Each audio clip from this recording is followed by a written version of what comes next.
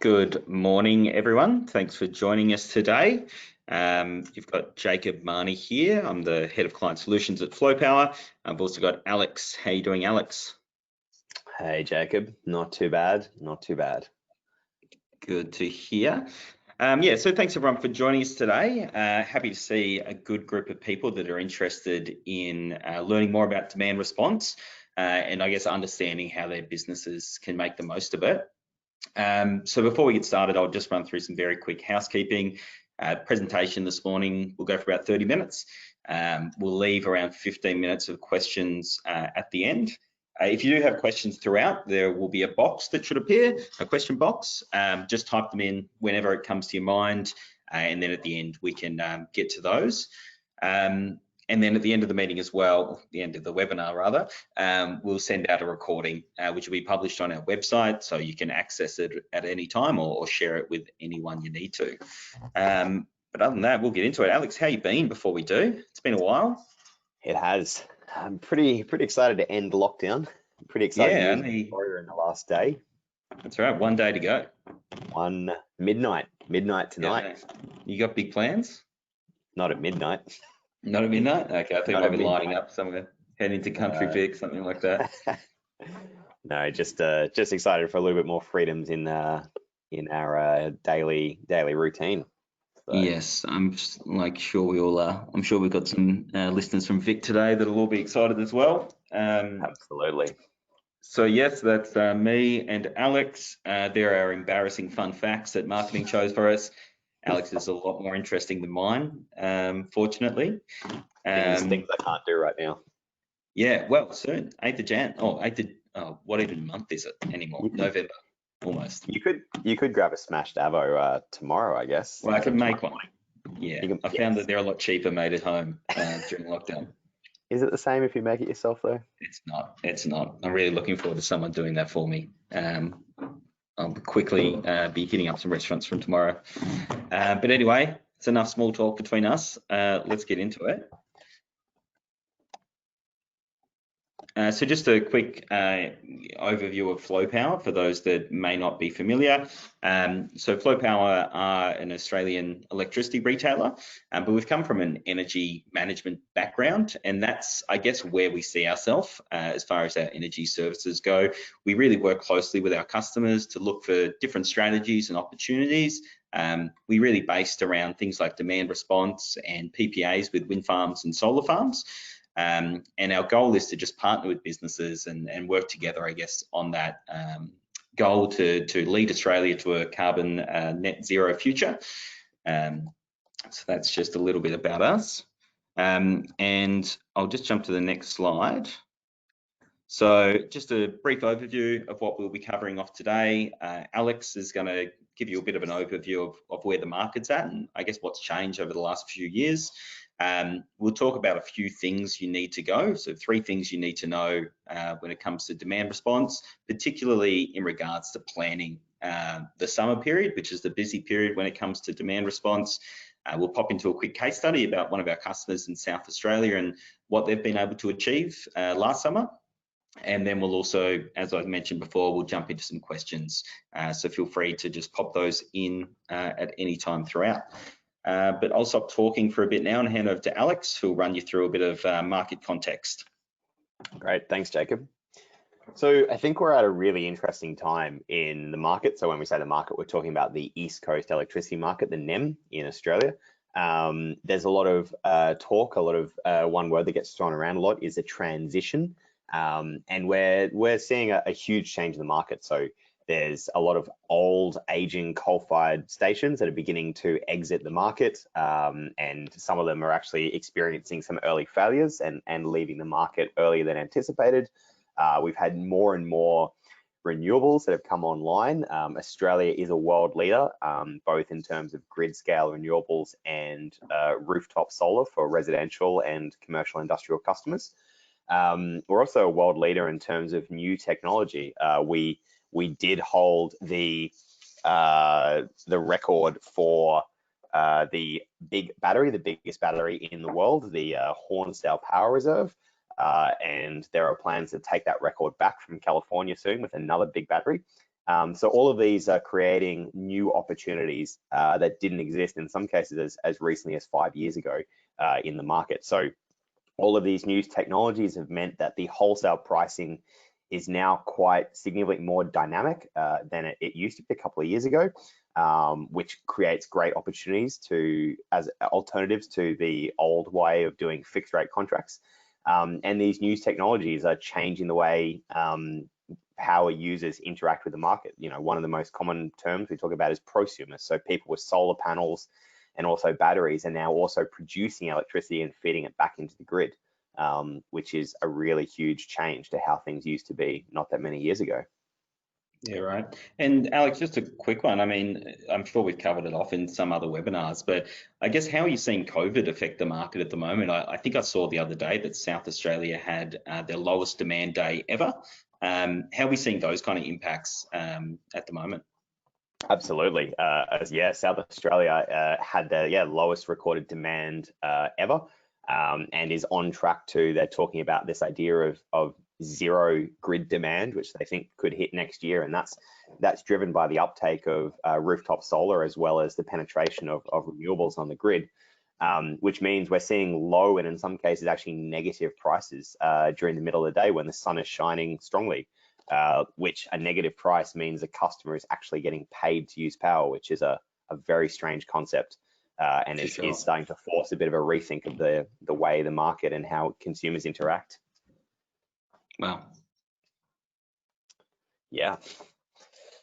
So there's three kind of key ways that we think about demand response in this market, and that Flow Power can help you with. So the first is the reliability and emergency reserve trader, the RERT mechanism, which is basically enacted when the grid is under extreme periods of duress. So there are payments for performing demand response and helping keep the lights on, essentially. We see that activated most summers since 2017. And then we've also got wholesale demand response. So this idea I mentioned before about these quite dynamic wholesale prices. So when there's high pricing, sort of what we talk about volatility events, particularly during summer, customers can enact demand response, reduce load, and really take advantage of that dynamic pricing to achieve a lower overall electricity rate. And we're also starting to see, and then we're also seeing more and more dynamic power usage or pricing throughout the sort of the day or the week. And customers with our PowerActive product can take advantage of those dynamic pricing on a daily basis and shift their load into cheaper times of the day, which is often during the middle of the day or sort of later at night outside the peak times, and really optimize their energy usage to save money. Yeah, and it's worth noting here as well, we can jump back to the last one, but it's worth noting that our customers can benefit from, up to 2 of these at any time. So you can do both 1 and 2 or both 1 and 3. So all of our products are designed in such a way that you can benefit from doing DR on the wholesale market. And then all of our customers as well are invited to take part in the RERT program as well. Absolutely, absolutely, and some of our customers can really achieve great value by cross participation in these things. So one of the things we often get when we talk to customers about demand response is the idea that it's too hard and they can't do it. And I think it's important to sort of get over to talk about some of these misconceptions and how some of our customers actually do demand response. And often it's a change in mindset, it's a change in culture. So one of the first sort of the simplest ones, we often just sort of get a blanket no and just, I can't possibly stop my operations. And what we found is the kind of underlying basis to that is that electricity energy is a fixed cost. And so if you have this fixed cost that you don't believe that you can actually change or have any impact on, then the cost of running your business is purely around your production and your scheduling. But if you actually recognize that electricity and your energy consumption is a flexible cost and can vary by the time of week, the time of day, and the season, then your production schedules around that, you'll have times where the production is cheaper. It can be made, it's costing you more to produce if the energy costs are very high, than at another time of the day. So thinking about how those flexible operations can be introduced into your business to reduce the overall cost of producing the product is really important. Something we often get when we talk to particularly operations staff on the ground is that the demand response isn't in their KPIs, and they haven't been told about it, and it's about aligning a strategy throughout the business. So everyone from the CFO or the managing directors who may have signed onto this demand response strategy and have made the decision that it will help benefit the company, they haven't really communicated this strategy down to the people at the coalface. And so it's really important to get a clear strategy throughout the business that everyone knows why they're doing demand response and what the benefits to the business are. And sometimes we just get this sort of response that demand response is just too hard. It can't be done. And we can help work with customers to develop strategies to talk about how demand response can be done, scheduling flexible loads, and getting businesses to really think about how to implement these flexible demand usage strategies. Perhaps also something, there's a bit of a misnomer about how often some of these events might be called. So that's something we also can address when we work with businesses to actually talk about sort of the realities of this. Yeah, that's a good one, Alex. I mean, I remember talking to customers, I feel like the conception is that everyone's like, oh, we're doing that every week kind of thing. How many hours would you say, would you at a minimum have to do to get some benefit from this over a full year? We're talking 20 odd hours, maybe up to 30 throughout the course of the year. So it's really less than 1% of the time of the year. It's really not that often. Great. So we're going to quickly talk now. I'll go. I think this was going to be my bit. But yeah, three things to prepare for summer. I'll just quickly jump at them at a high level, and then I'll pass back to Alex, who's got a lot more experience in the space and can talk you through them in a bit more detail. But the three things you need to look at, one of the most important one is knowing the purpose, and I think Alex kind of just touched on that. I remember doing demand response myself, and the most common call you'd ever get was from a site operator telling you things like, stop it. I don't turn it off. I don't want to do it. Kind of thinking that, their power was going to be shut off or something like that. There was often just a lot of misconceptions because the CFO or commercial manager, whoever it is that's actually signed them up to these programs, sometimes doesn't just convey the message through to all the people on site. And it's very important that those purposes are aligned so everyone knows why they're doing it. The other one is to have a plan in place. I mean, that obviously kind of speaks for itself, to make sure that everyone knows what they've got to do and when. And then the next one is to review your performance, which is something we've worked on a lot recently, just to make sure that customers kind of see how they went, see what the value it is, and then also look for some areas of where they can improve. So Alex, I'll hand back to you to talk us through this framework. Yeah, great, thank you. So the framework we've developed to help customers implement demand response is to really think about to structure it, break it down into different categories of how you think about demand response. So to be really clear on the purpose for doing demand response, what it means to the business, and why the business is doing demand response, and then to have a clear plan and strategy in place leading up to the event. So we've talk about that in more detail about what goes into the plan, and then to have basically a feedback loop so that there's some sort of post-event analysis and discussion of what could be done better or what improvements could be made, and to keep working through that process so that it's done, it's demand response is never a static strategy for a business. So we'll talk a bit about the purpose and being clear on that for why we're doing demand response. So really the key things to be clear on why is your business doing demand response, and what can be achieved out of that. So the value and the cost savings that can be unlocked for the business, particularly in relation to as a percentage of your overall manufacturing or production costs, If we're talking about things like the emergency demand response, what the kind of the value revenue stream can be brought into your business. So be really clear on what that means for your business and why you're doing that and what those kind of numbers look like. We also see, particularly with an emergency demand response, where there's this altruistic sort of idea that we're keeping the lights on for everyone. Businesses are getting paid to actually help support the grid, which is, I mean, it's great for revenue, but it's also a really nice feeling that businesses can play their part in supporting the grid overall. And by utilizing demand response around pricing and around different times of the day on the grid, we're also talking about less reliance on sort of fossil fuels and really utilizing, optimizing renewable energy generation, which is an important aspect to this modern grid. Yeah, we're definitely finding customers like coming to us to talk about this more and more, particularly from that altruistic point of view. I mean, most companies definitely over the last 10 years have done demand response for the value that they can get from it, whether that's a cost savings or a payment.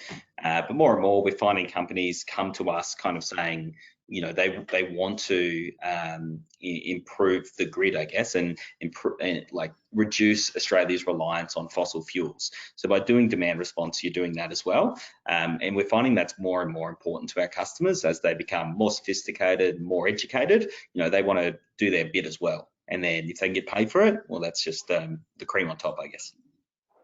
Absolutely, absolutely. So we'll talk a little bit now about putting a plan in place and how important that is to the overall demand response strategy and making it run effectively. So the three key aspects of the plan, to reiterate, we talk about sort of being clear on the plant or what types of equipment you have to be flexible with and how you're going to shut those down or reduce load. The price, the point at which it is economic for your business to enact that. And who in the organization needs to be involved and that's probably one of the most important things, particularly when putting this plan together. So I think the best way of providing an example of price is to provide an example of a customer. So we've got an agribusiness that has large irrigation, so water pumping is sort of 80 to 90% of their entire electricity usage. And they have pumps that take river water up to the dam, and then they have dams that take the water out to the irrigation pumps. And so they've got a strategy where they're very clear on what their costs of electricity are to the business compared to their production costs and their crops. And so whenever the price goes above, in this case, a fairly moderate price, they will switch off those pumps that go up to the dams, and they have that sort of storage there to rely on. And then if the price continues going higher, then they switch off the irrigation pumps that go out to the crops. And that's a very clear strategy that's communicated throughout the organization. So everyone knows that those are their price thresholds for what is economic to that customer and where they're going to implement demand response. And it's well documented within their procedures for their organization. In terms of the people then, it's really important that roles and responsibilities are assigned clearly in advance so that when it gets to the day, and sometimes these decisions have to be made quite quickly on the day, that everyone knows who needs to be making decisions and who needs to be involved. So we typically see in an organization, we have a decision maker who may not need to be involved on the day, but has helped set up the demand response and is aware of the economic impacts and the importance of demand response to the business. But really key is that there is someone who is what we would call a DR facilitator who has the authority to make decisions on the day and who can be a point of contact for other staff, particularly at an operational level, to refer back to. And as your business is larger or you have more sites that make up your business, it's really important that there is a facilitator who can make those decisions and communicate with those individuals on the ground who will actually be often performing the demand response. And that DR facilitator then has a key connection to come and talk to us and ask any further clarifying questions, or we can communicate directly with them to help them, and that there's a a strong communication between our organizations. So that's it's really important that these roles and responsibilities are decided ahead of schedule before we get to a day.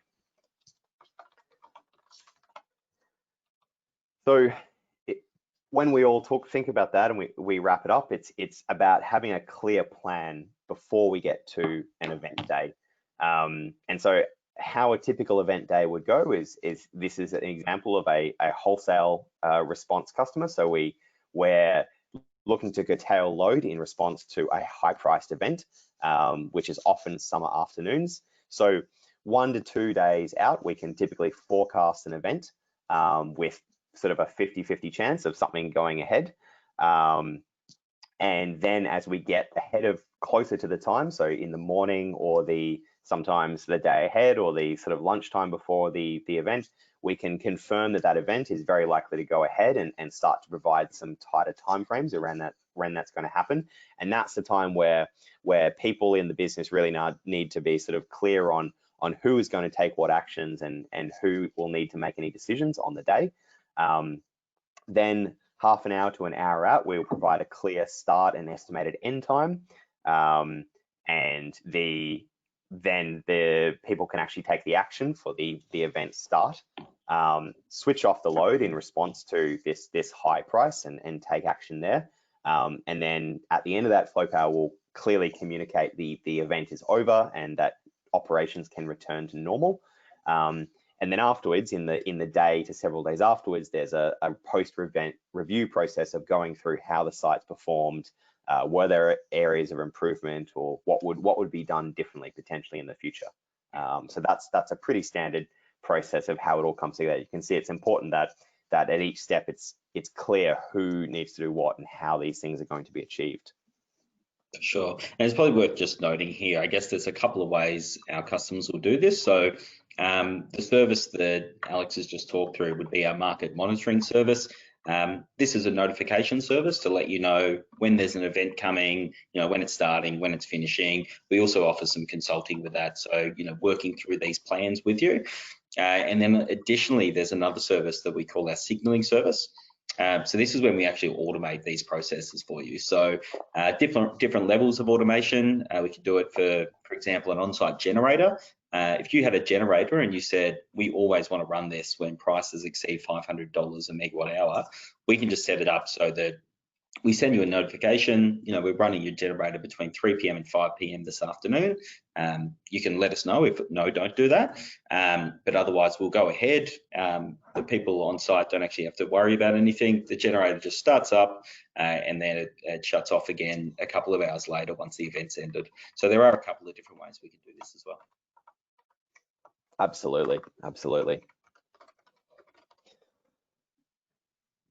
We'll quickly talk about how we sort of implement some of our post-event review processes, and I guess a bit more about why that's important. So it's really about it really is practice makes perfect. We find that perhaps the first or second time a lot of customers go through this process, there's often some kinks in the process and it's new ground. But the more customers get used to this demand response, the smoother they get, the better the processes become. And our most successful customers are those who've done this a number of times and really develop a nice smooth drill about doing this. We can help with organizing training sessions on how demand response can work around the business operations and what kind of actions need to be taken. Test or demand response drills are another really great way to make sure that that the team members and the people in the business are ready and able to go. And often doing this sort of ahead of summer and perhaps at other times in the year is just a good reminder. And particularly when new staff join an organization, it's really important to communicate that. That's actually one of the problems we often encounter is new staff come on board and it hasn't been clearly communicated to them what the process is, and that is likely to cause some problems on the day. So it's helpful it's important that we don't get to that point. As an example of the sort of the feedback loop I talked about before and assessing performance, We can do post-event reporting.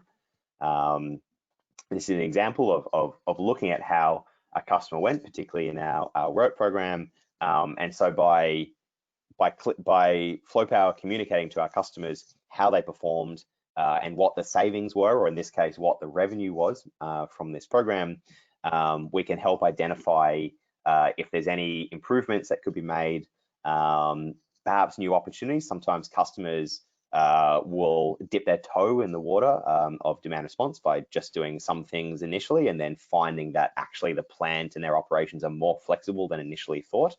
And it's really important to communicate back, you know, if your company is doing demand response, then how successful was the event, what were the benefits, and why you should keep doing it moving forward. So providing this reporting after the event is really important to keep that momentum going within the organization and keep particularly operations staff motivated as to why they should participate and do these things.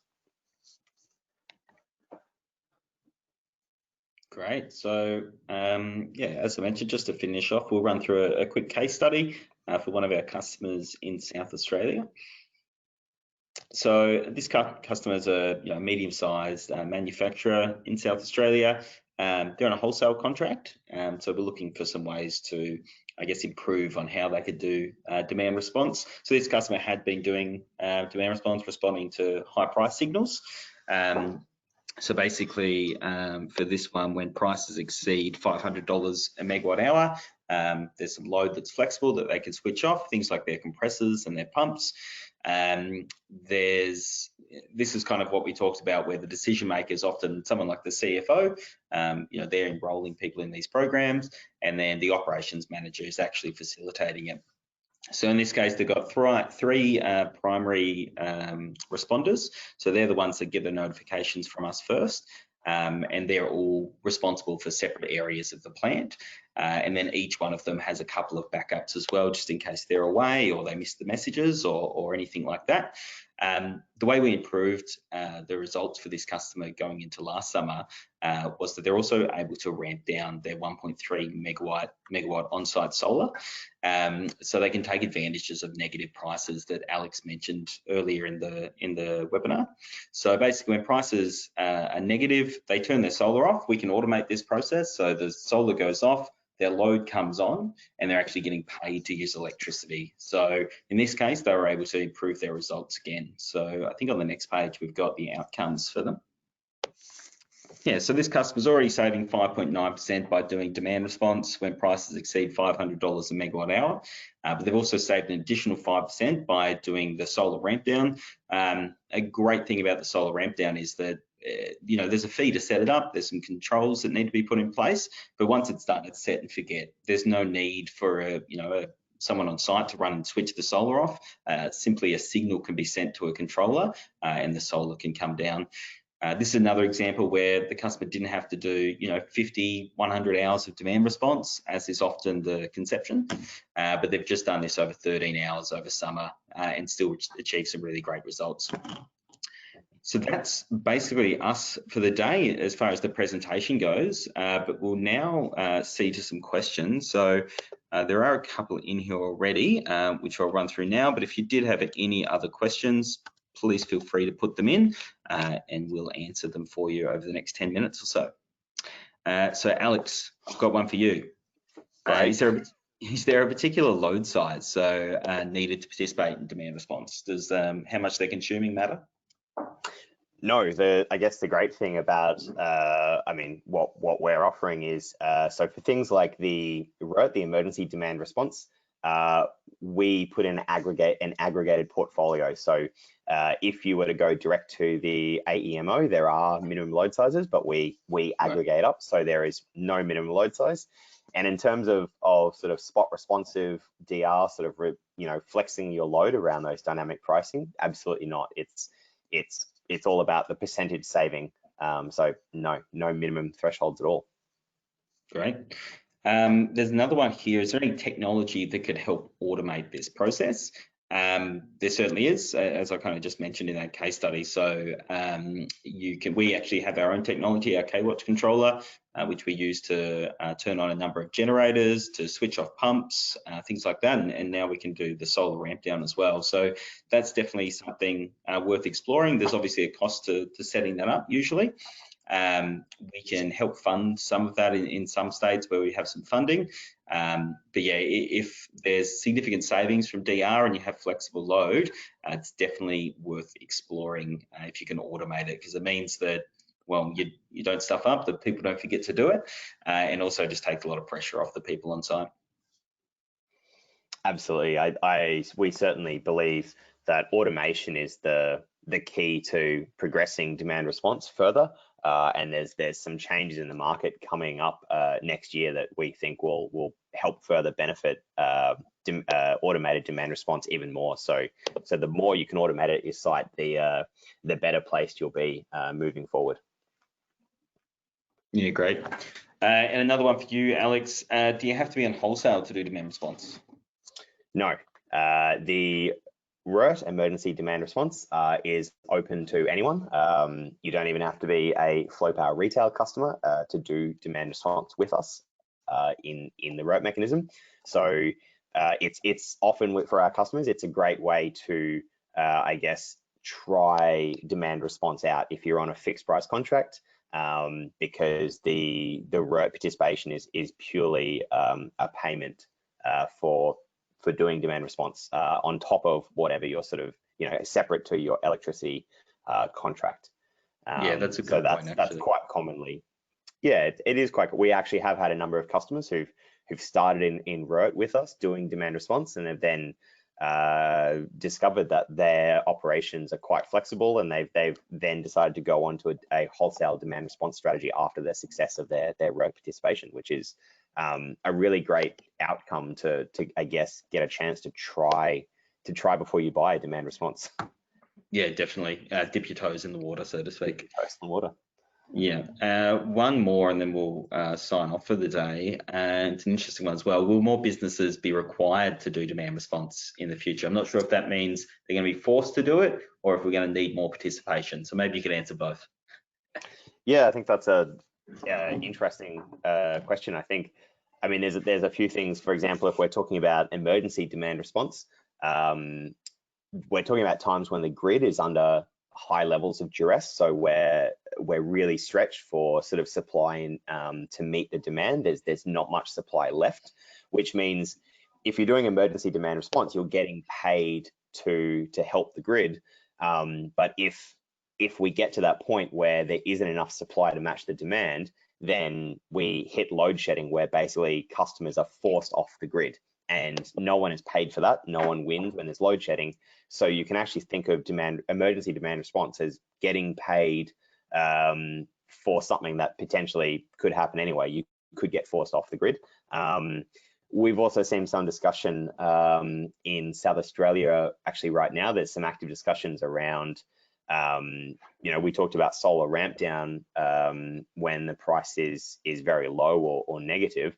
But we're seeing the AEMO talk about potentially forcing customers off. So we would certainly see price responsive demand response as a proactive, before we get to those stage, because no one particularly likes being forced to do those things when they don't benefit the customer. So yes, so there is some elements of that increasing. I think probably just to the other point is that with some of the market changes coming next year, where we're seeing a different time frame of wholesale price being implemented, what's called the 5-minute settlement. We certainly believe that's going to open up opportunities for customers to respond to the more dynamic pricing and take advantage of that.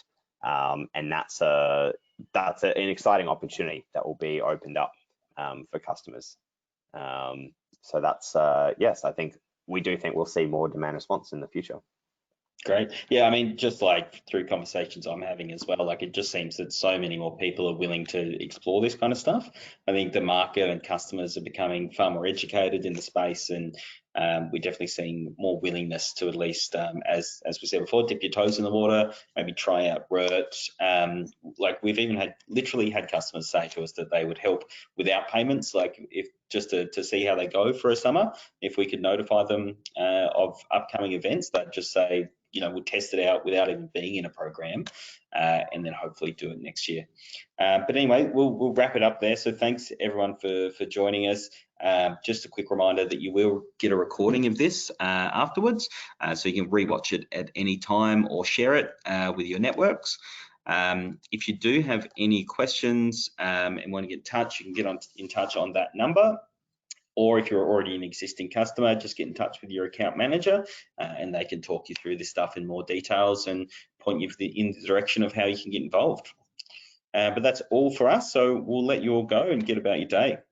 Thanks, Alex. Thank you, Jacob.